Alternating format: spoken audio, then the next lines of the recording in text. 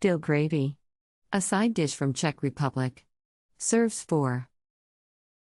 You will need 8 ingredients.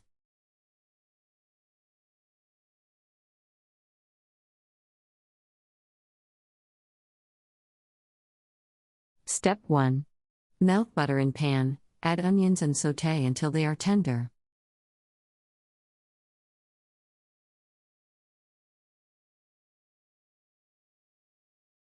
Step 2. Stir in flour and quickly add milk, stirring constantly. Cook for about 10 minutes until the mixture is thickened.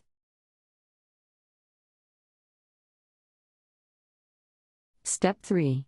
Stir in the dill and vinegar and cook about 5 to 8 minutes longer.